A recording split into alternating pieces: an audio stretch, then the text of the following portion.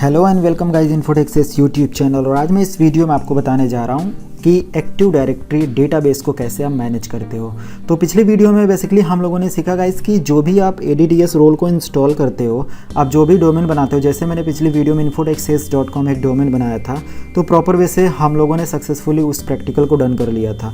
अभी डोमेन बनाने के बाद उसमें हम लोग user, site, services plus user को लॉगिन करने से रिलेटेड प्लस ग्रुप बनाना प्लस उन पर परमिशन लगाना, साइट क्रिएट करना, साइट को लॉगिन कराना, सारी चीज़ें सीखेंगे। बट थोड़ा सा थ्योरेटिकल पार्ट की नॉलेज आपके लिए ज़रूरी है, क्योंकि अगर हमें थ्योरेटिकल पार्ट की नॉलेज नहीं रहेगी तो हम लोग प्रॉपर वे से उस पर काम नहीं कर पाएंगे। तो गाइज़ देखो, मैं एक बार दिखा दूं, आपने भी शायद सर्वर का लैब बना लिया होगा, क्योंकि पिछली वीडियो में मैंने यही सारी चीज़ें बताया था कि कैसे आप VMware पे सर्वर 2016 को इंस्टॉल करोगे। तो गाइज़ मैंने यहाँ पे इंस्टॉल कर रखा है, तो मैं मशीन को ऑन कर लेता हूँ। उसके बाद मैं आपको बताता हूँ कि कैसे आप अपना फर्दर प्रोसीजर करते हो, कैसे करना है। तो बेसिकली यहाँ पे देखिए, सर्वर ऑन हो जाए तो मैं आपको active directory users and computer में क्या क्या आप कर सकते हो, सारी चीज़ें मैं आपको दिखाता हूँ। तो 1 बाय 1 करके डिस्कस करा जाएगा। तो गाइज इसमें हम लोग यही डिस्कस करने वाले हैं। अभी मैं थ्योरेटिकल जितना भी उसके अंदर कंपोनेंट है, सारी चीज़ों को डिस्कस करूँगा और देन आपसे बात करूँगा। तो बेसिकली हम लोग यूज़र, कंप्यूटर और कुछ चीज़ों पे डिस्कस करने वाले हैं, जो कि मैं आपसे यहाँ पे डिस्कस कर रहा हूँ। तो गाइज चलिए आपको बताते हैं कि कैसे आपको करना है। मशीन भी ऑन हो रही है और तब तक मैं थ्योरेटिकल पार्ट आपको नोटपैड पे समझाने की कोशिश करता हूँ। तो चलिए सीखते हैं।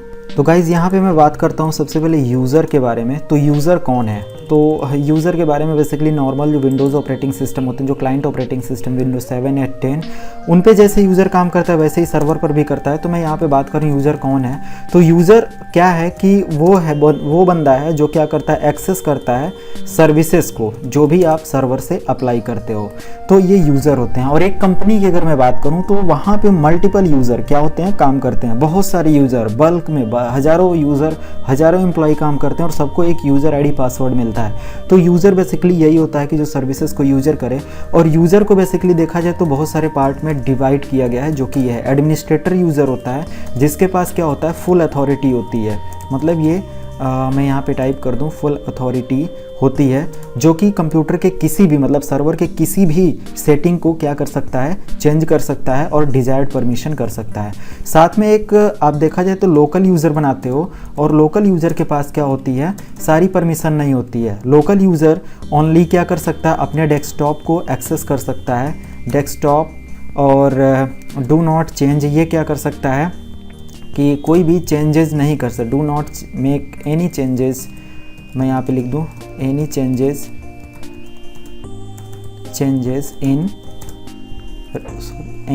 रिलेटेड सिक्योरिटी से रिलेटेड ये कोई भी चेंजेस नहीं कर सकता है।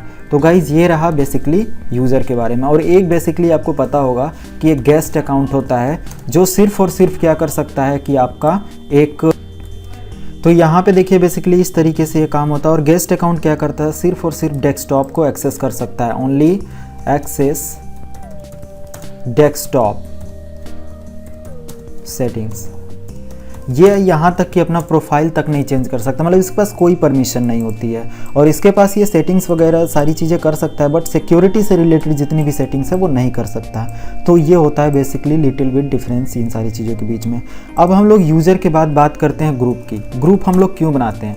जब मल्टीपल यूज़र, जैसे कि फॉर एग्जाम्पल मैं यहाँ पर एक डिज़ाइन बनाता हूँ कि अगर मान लिया कोई कंपनी है, तो कोई भी कंपनी मान लिया कि जब एक सर्वर के थ्रू बहुत सारे यूज़र को क्या करती है, लॉगिन कराती है, तो एक ग्रुप बनाती है। मतलब बहुत सारे वहाँ पे क्या होते हैं, एक एक ग्रुप में मल्टीपल लोग काम करते हैं। मान लिया ये जो ग्रुप है 3 बंदों का, ये ह्यूमन रिसोर्स के लिए काम कर रहा है, तो इसके लिए आपको ग्रुप बनाना पड़ेगा। और कुछ बंदों का जो काम हो रहा है, जो और यूज़र हैं, वो किस लिए काम कर रहे हैं, मान लिया कि मार्केटिंग के लिए काम कर रहे हैं। और कुछ बंदे हैं जो अलग मैं बना देता हूँ, ये मान लिया मेल एक्सचेंज यानी ईमेल के लिए काम करते हैं, मतलब ईमेल डिपार्टमेंट्स हैं जिनका ईमेल को मैनेज करना इन सारी चीज़ों पे होता है। तो अलग अलग ग्रुप होता है। तो हमें क्या करना होता है ना, HR के सारे यूज़र को बना के, मान लिया A यूज़र ये है, ये B यूज़र है, ये C यूज़र है, इन 3 यूज़र को जो HR के लिए काम कर रहे हैं, तो हम लोग एक ग्रुप बनाएंगे HR, और उसके अंदर इन तीनों को ऐड कर देंगे। क्यों ऐड करेंगे? मान लिया अगर सर्वर के थ्रू कोई परमिशन लगानी हो, ये ग्रुप बनेगा, यहाँ पे HR ग्रुप बनेगा, और इसके अंदर 3 यूज़र को हम लोग क्या करेंगे, ऐड कर देंगे। जब भी हमें किसी स्पेसिफिक यूजर पे परमिशन लगानी होगी। यहाँ तो ग्रुप बनाया आपने और यहीं पे आप ए बी अलग अलग यूज़र भी बनाते हो, फिर बाद में इनको ग्रुप में ऐड करते हो आप।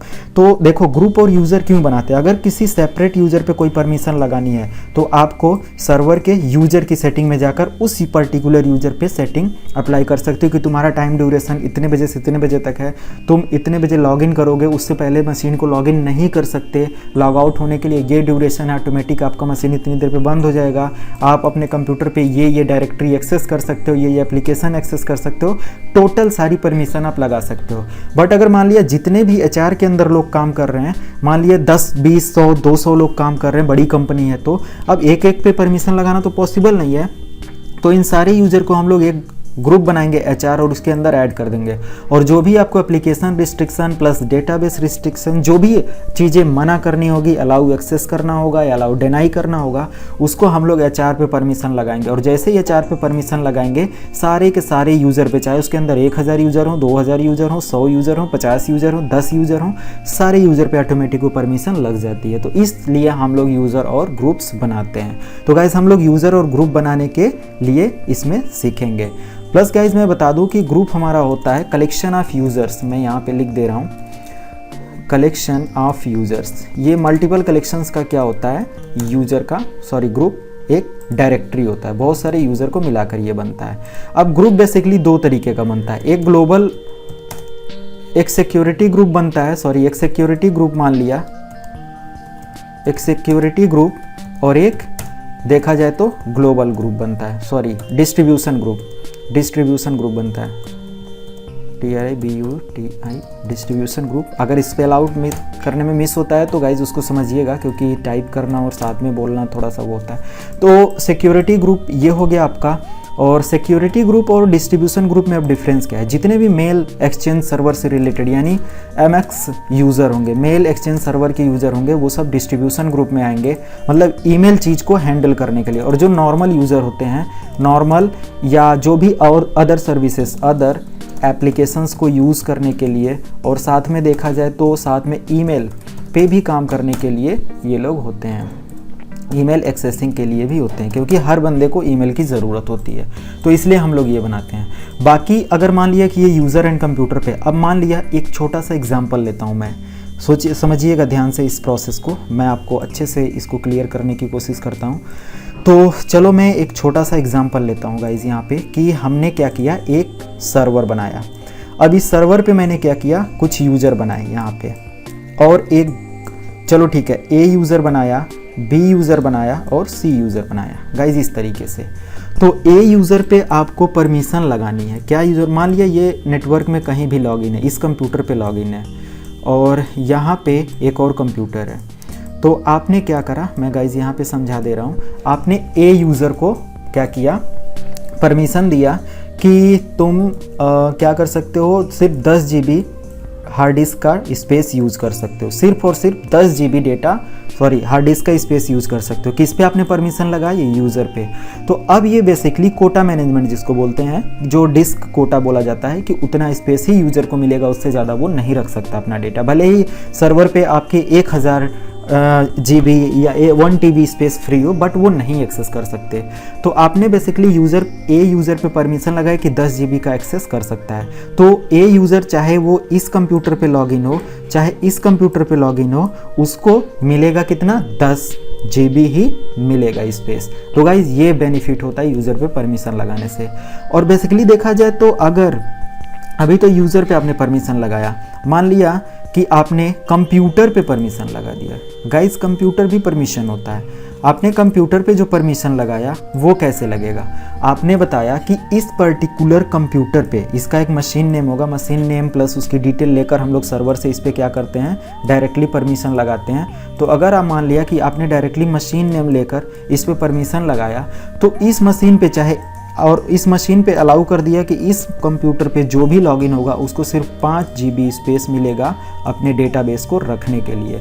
तो चाहे इस पे A यूज़र लॉगिन हो, चाहे B यूज़र लॉगिन हो, चाहे C यूज़र लॉगिन हो, उनको सिर्फ और सिर्फ मिलेगा तो 5 GB मिलेगा। बाकी वो अदर कंप्यूटर पे लॉगिन होंगे तो उनकी पॉलिसी चेंज हो जाएगी। सिर्फ और सिर्फ इस कंप्यूटर पे पॉलिसी लगी हुई है।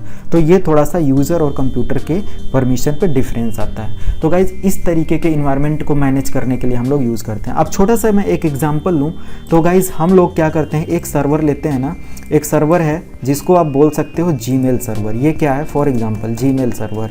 तो आप क्या करते हो, एक जीमेल आईडी बनाते हो, सॉरी एक यूज़र है जो कि कहाँ पे है, कहीं दूसरे लोकेशन पे है, और ये क्या करता है इस सर्वर से, मान लिया कि गूगल तो US में है। अब ये यूज़र एक क्या करता है, इस सर्वर पे एक जीमेल आईडी बनाता है। क्या बनाता है, एक जीमेल आईडी। तो यूज़र जब जीमेल आईडी क्रिएट करता है ना, जब भी जीमेल आईडी क्रिएट करेगा तो इस यूज़र को मिलेगा सिर्फ और सिर्फ 15 GB का free space. 15 GB Gmail ID पे स्पेस मिलता है फ्री में, 15 GB फ्री स्पेस अपने डेटा प्लस डॉक्यूमेंट्स को रखने के लिए।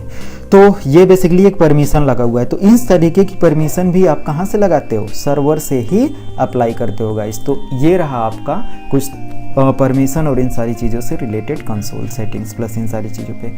अब रही बात साइट क्या होता है, थोड़ा सा मैं यहाँ पे क्लियर कर दूँ। साइट में वैसे बहुत बड़ी चीज़ है, मैं आगे डिस्कस करूँगा, बट थोड़ा सा मान लिया कि आपने एक सर्वर बनाया इंडिया में। अब आप अपना एक सर्वर का सेटअप चाहते हो अमेरिका में इस्टेब्लिश करना। तो आप क्या करोगे, अपने सर्वर की डिटेल को कनेक्ट करोगे अमेरिका के सर्वर के साथ। तो एक साइट बनाओगे आप, अपने मेन सर्वर पे एक साइट बनाओगे US साइट, और उसका एक नाम डिसाइड करोगे। तो वो कनेक्ट हो जाएगा ISP के थ्रू उस पर्टिकुलर सर्वर से, और दोनों लोग मिलकर एक दूसरे के साथ कम्युनिकेट कर सकते हैं। जो कि मैं एक्टिव डायरेक्टरी डेटाबेस की बात कर रहा हूँ कि दोनों सर्वर मिलकर एक दूसरे से, चाहे वो चाइल्ड बन जाए चाहे कुछ भी बन जाए, वो कर सकता है। ऐसे काम करते हो।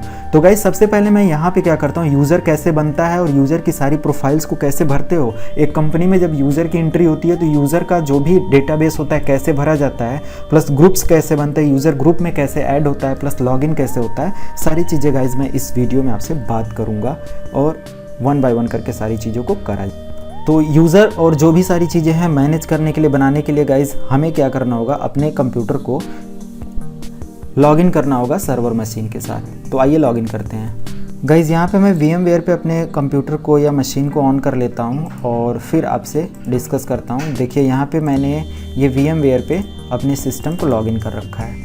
तो बेसिकली यहाँ पे देखो दे रहा है Ctrl+Alt+Del की प्रेस करिए तभी आप सर्वर पे लॉगिन हो सकते हैं। तो मैं यहाँ से Ctrl+Alt+Del की यूज़ कर लेता हूँ और अपने सर्वर पे पासवर्ड अप्लाई करता हूँ। यहाँ पे पासवर्ड है मेरा, आई डोंट नो, क्योंकि थोड़ा सा प्राइवेसी पर्पस। तो देखिए यहाँ पे ये हो गया। और मैं यहाँ पे क्या करता हूँ, अपनी मशीन पे जो मैंने ADDS पिछले वीडियो में बनाना बताया था वो बना दिया है। तो मैं उसके कंसोल को आपको एक्सेस करके दिखाता हूँ। तो गाइज़ यहाँ पे मैंने पहले से ही ये कर रखा है, तो मैं इसको एक बार क्लोज़ करता हूँ और active directory users and computer की डेटाबेस को बताता हूँ। तो आप सर्वर मैनेजर जब ओपन करोगे ना गाइज़ तो इस तरीके से मिलेगा।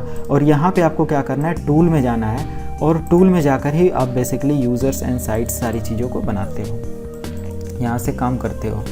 तो देखिए यहाँ पे थोड़ा सा ये टाइम लग रहा है, कोई नहीं, देखिए सॉरी यहाँ पे।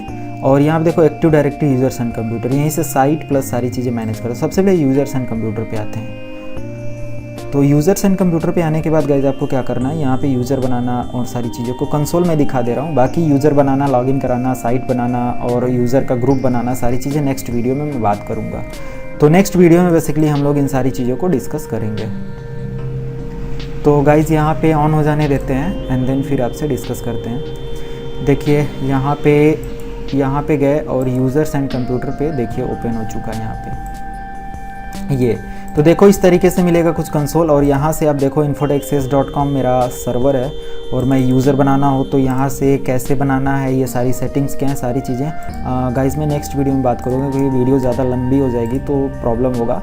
तो मैं नेक्स्ट वीडियो में पूरा यूज़र बनाना, लॉगिन कराना, सारी चीज़ों से रिलेटेड बात करूँगा। आई होप गाइज़ वीडियोस आपको प्रॉपर वे से समझ में आ गई होगी कि यूज़र क्या है, डायरेक्टरी क्या है, यूज़र का सारी चीज़ें, और ग्रुप क्या क्या मतलब होता है, साइट्स क्या होती हैं। तो चलिए मिलते हैं नेक्स्ट वीडियो में। Thank you and good bye.